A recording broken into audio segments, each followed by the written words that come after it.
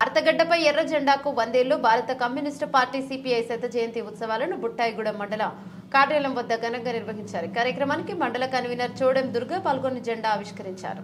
ఈ సందర్భంగా మండల నాయకులు బేతి కిషోర్ మాట్లాడుతూ భారతదేశంలో మొట్టమొదటిసారిగా ఆవిర్భవించబడిన జెండా భారత కమ్యూనిస్టు పార్టీ సిపిఐ ఎర్ర జెండా అని 1925 నుండి 2024 వరకు అంటే 99 సంవత్సరాలు పూర్తి చేసుకుని 100వ సంవత్సరంలో అడుగుపెట్టిన ఈ ప్రయాణంలో అనేక పోరాటాలు పేద ప్రజల వర్గాన నిలబడి బడుగు బలహీన వర్గాల కోసం పోరాడిందని, కార్మిక కర్షక భూ పోరాటాలలో కీలకమైన పాత్ర పోషిందని, నిత్యావసర ధరల పెరుగుదల నుంచి ప్రజలకు అందవలసిన మౌలిక సదుపాయాల వరకు చేరవలసిన పథకాలపై అనేక ఆందోళనలు నిర్వహించిన పార్టీ ఎర్ర జెండా అని, ఈ పార్టీ జెండా ఆవిష్కరించే కార్యక్రమం మేము పాల్గొనడం చాలా గర్వకారణంగా ఉంది అని, రాజ్యాంగ అవహేళన చేసి ప్రజాపాలన వ్యవస్థను కుంటుపరిచే వ్యవస్థపై నిరంతరం ఎర్ర జెండా పోరాడుతూనే ఉంటుందని, పేదలకు అందవలసిన మౌలిక సదుపాయాల కోసం పోరాడుతూనే ఉంటుందని, దున్నేవాడికి భూమినివ్వాలని నినాదించిన పార్టీ ఎర్ర జెండా అన్నారు.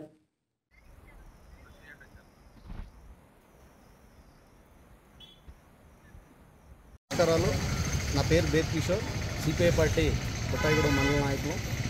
ఈరోజు భారతదేశంలో మొట్టమొదటిసారిగా భారత కమ్యూనిస్ట్ పార్టీ సిపిఐ ఆవిర్భవించినటువంటి రోజు.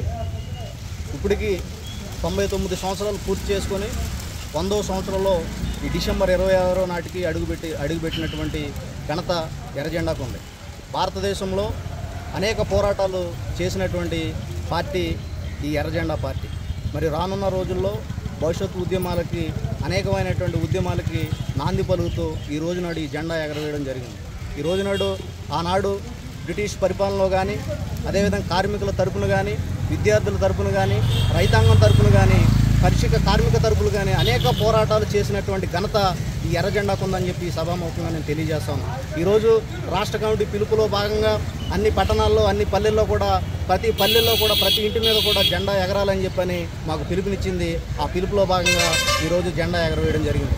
రానున్న రోజుల్లో ఎర్ర జెండాని మరింత ముందుకు తీసుకెళ్లే క్రమంలో మేమంతా కూడా కృషి చేస్తామని, పెద్ద ఎత్తున పోరాటాలు చేస్తామని ఈ సందర్భంగా తెలియజేస్తాం. ఈ రోజునాడు భారతదేశంలో రాజకీయ పరిస్థితులు ఏం పెద్ద బాగోలే.